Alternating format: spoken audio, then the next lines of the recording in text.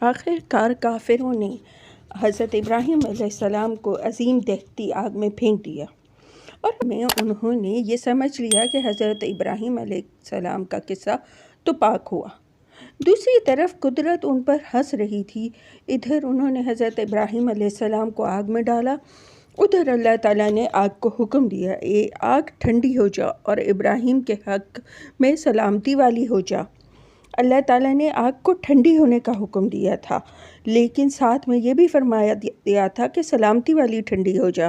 اگر باری تعالیٰ یہ نہ فرماتے تو آگ اس قدر ٹھنڈی ہو جاتی کہ حضرت ابراہیم علیہ السلام کا اس ٹھنڈ کو برداشت کرنا مشکل ہو جاتا۔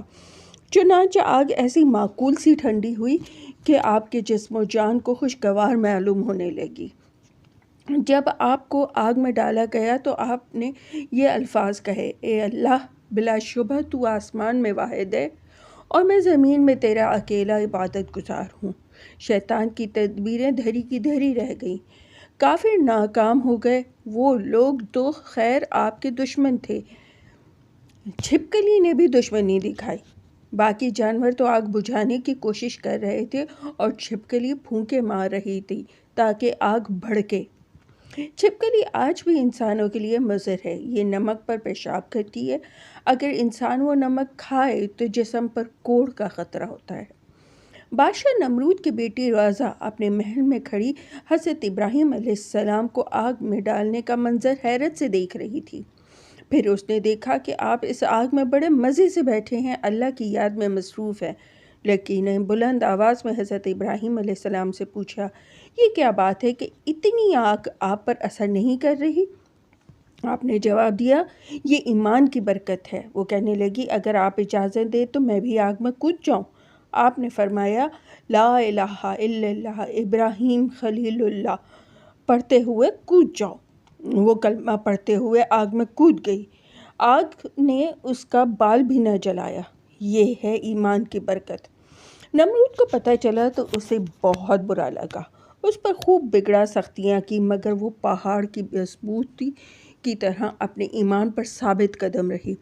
حضرت ابراہیم علیہ السلام آگ میں 40 روز رہے، پھر آپ باہر نکل آئے۔ آپ کے زندہ معجزے کو دیکھ کر آپ کے بھائی کے بیٹے لوط علیہ السلام آپ پر ایمان لے آئے۔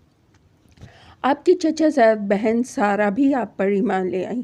آپ کا ان سے نکاح ہو گیا۔ نمرود اور اس کی قوم سے مایوس ہو کر حضرت ابراہیم علیہ السلام نے اپنے بھانجے لوط علیہ السلام اور سارہ کے ساتھ فلسطین کی طرف ہجرت کی۔ کہا جاتا ہے کہ نمرود قوم کے لوگ جو اللہ کا عذاب مچھروں کی صورت میں آیا تھا، ایک مچھر نمرود کے ناک کے راستے دماغ تک پہنچ گیا۔ اس کی وجہ سے وہ اپنے سر پر جوتے لگواتا اور سر کو دیوار پر ٹکراتا ہوا مر گیا۔ حضرت ابراہیم علیہ السلام، حضرت لوط علیہ السلام جنہیں بعد میں نبوت ملی، اور حضرت سارہ کے ساتھ تبلیغ کرتے ہوئے مصر تک پہنچ گئے۔ حضرت سارہ بہت خوبصورت تھیں، ان کا حسن بے مثال تھا۔ جلد ہی ان کے حسن کی شہرت پھیل گئی۔ اس زمانے میں مصر کے بادشاہ کا لقب فرعون ہوتا تھا۔ اس زمانے کے فرعون کا نام سنان بن علوان تھا۔ یہ بہت فاسق، فاجر اور ہوس پرست تھا، خوبصورت عورتوں کا دیوانہ تھا۔ حضرت سارہ رضی اللہ تعالیٰ عنہ کے حسن کی شہرت اس تک بھی پہنچ گئی۔ اس نے اپنے سپاہیوں کو حکم دیا، اس حسین عورت کو پکڑ لاؤ۔ اس کے سپاہی جب حضرت ابراہیم علیہ السلام اور حضرت سارہ علیہ السلام کے پاس آئے تو حضرت ابراہیم علیہ السلام پریشان ہو گئے۔ ان کے ارادے کو بھانپ کر آپ نے دعا کی، اے پروردگار، غریب اور بے کس بندے کی آبرو کا تو ہی محافظ ہے۔ میری بیوی کی عزت اور آبرو تیرے ہی ہاتھ میں ہے۔ سپاہی آپ دونوں کو پکڑ کر لے گئے۔ حضرت ابراہیم علیہ السلام کو تو انہوں نے جیل میں ڈال دیا اور حضرت سارہ کو فرعون کے سامنے پیش کر دیا۔ اس نے بری نیت سے حضرت سارہ کی طرف ہاتھ بڑھایا ہی تھا کہ اس کا ہاتھ خشک ہو گیا۔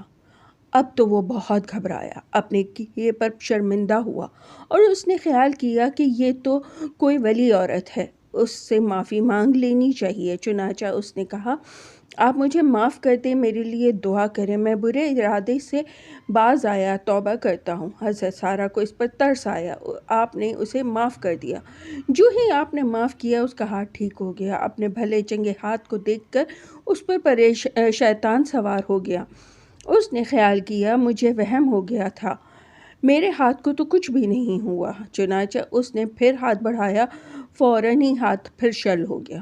اس نے پھر معافی مانگی، آپ نے پھر معاف کر دیا، ہاتھ پھر ٹھیک ہو گیا۔ اس نے پھر وہی خیال کیا، تیسری مرتبہ پھر ہاتھ بڑھایا، ہاتھ پھر بیکار ہو گیا۔ اس نے پھر معافی مانگی، آپ نے معاف کر دیا، اس کا ہاتھ پھر ٹھیک ہو گیا۔ اس مرتبہ اس نے سچے دل سے معافی مانگی تھی۔ وہ جان گیا تھا کہ یہ عورت کوئی عام عورت نہیں ہے۔ وہ اس واقعے سے اس قدر متاثر ہوا کہ اپنی بیٹی حاجرہ رضی اللہ تعالیٰ عنہ کو آپ کو ہبہ کر دی اور کہنے لگا، یہ میری بیٹی ہے، آپ کی خدمت کرے گی۔ پھر اس نے حضرت ابراہیم علیہ السلام کو جیل سے نکلوایا، ان کا بھی بہت اکرام کیا۔ حضرت ابراہیم علیہ السلام ان دونوں کو لے کر وہاں سے فلسطین کے علاقے کنعان میں آ گئے۔ اس وقت سارہ کی عمر 70 سال ہو چکی تھی اور ان کے ہاں کوئی اولاد نہیں ہوئی تھی، لہٰذا آپ نے خود ہی حضرت ابراہیم علیہ السلام سے کہا، آپ حاجرہ سے شادی کر لیں۔ اس طرح آپ نے ان سے نکاح کر لیا۔ اس وقت آپ کی عمر 86 سال تھی۔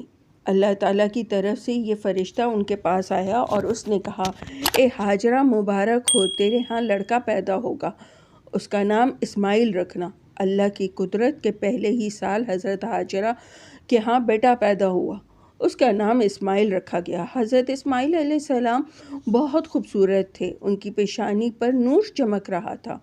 ان کے حسن و جمال اور پیشانی سے چمکتے نور کی وجہ سے حضرت ابراہیم علیہ السلام ان سے بے تحاشا محبت کرنے لگے۔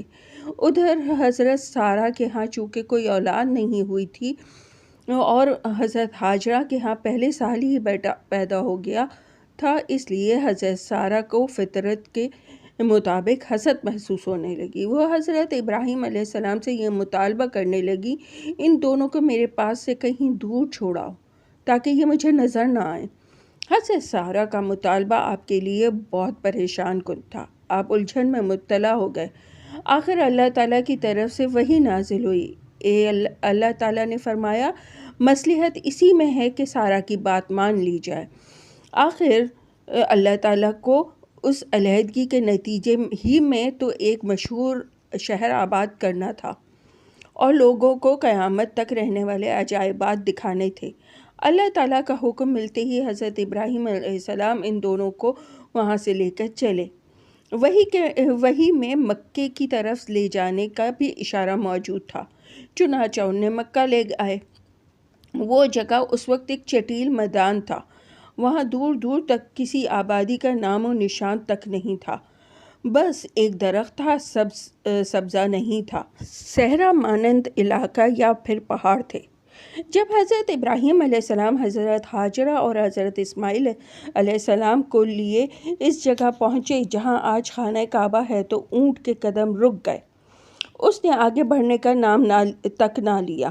حضرت ابراہیم علیہ السلام نے اسے آگے بڑھانے کی بہت کوشش کی، لیکن اونٹ ایک قدم بھی آگے نہ بڑھا۔ یہ دیکھ کر آپ سمجھ گئے کہ منزل یہی ہے، ان دونوں کو یہیں اتارنا ہوگا۔ چنانچہ آپ نے ان دونوں کو وہیں اتار دیا، کچھ کھجوریں اور پانی ان کے پاس رکھ دیا اور اونٹ پر بیٹھ کر جانے کے لیے مڑے۔ اس وقت حضرت حاجرہ پریشان ہوئی اور بولی، اے خلیل، آپ ہمیں کس کے سپرد کر کے جا رہے ہیں؟ آپ نے فرمایا، اللہ تعالیٰ کے حوالے کر کے جا رہا ہوں۔ انہوں نے پھر پوچھا، کیا یہ اللہ کا حکم ہے؟ آپ نے جواب دیا، ہاں، یہ اللہ کا حکم ہے۔ تب آپ نے کہا، پھر مجھے اللہ تعالیٰ کافی ہے، وہ ہمیں ضائع نہیں کرے گا۔ حضرت ابراہیم علیہ السلام ان دونوں کو وہاں چھوڑ کر واپس لوٹ گئے۔